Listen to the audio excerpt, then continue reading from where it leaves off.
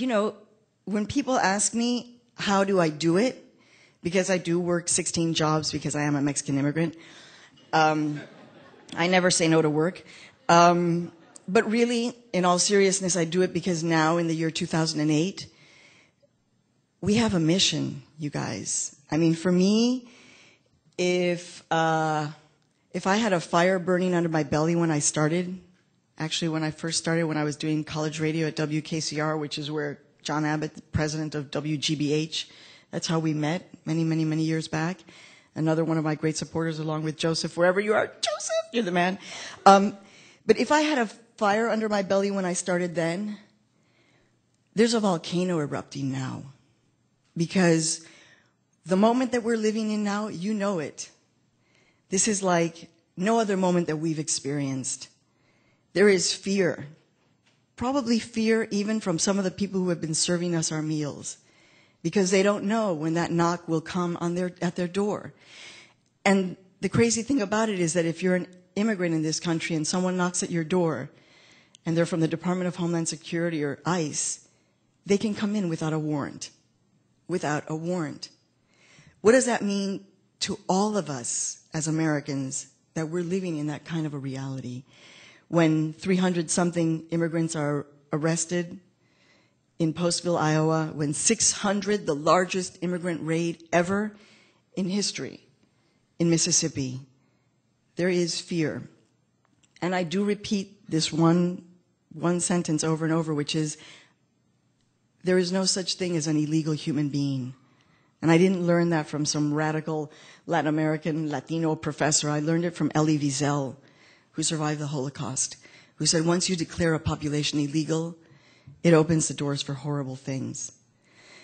I think back, finally, about a post-9/11 world when we really were borderless, when we really were able to see ourselves and each other without borders. Maria Elena actually told me when we were talking, she said, you know, Maria, I love the fact that you practice advocacy journalism. And I didn't question her then, but you know what? I don't practice advocacy journalism. I simply tell the truth. And unfortunately, people believe that that is somehow advocating.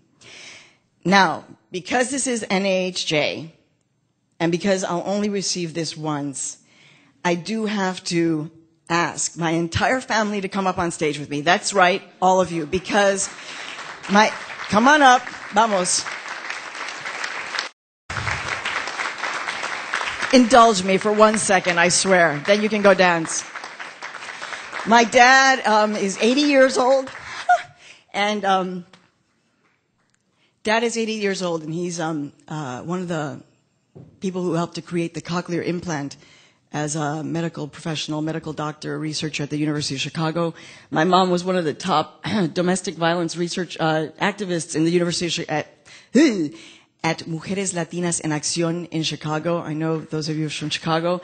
My son Raúl, my daughter Jurema, and the man who makes it all possible, Germán Pérez, my husband, the great artist from Dominican Republic, Germán Pérez.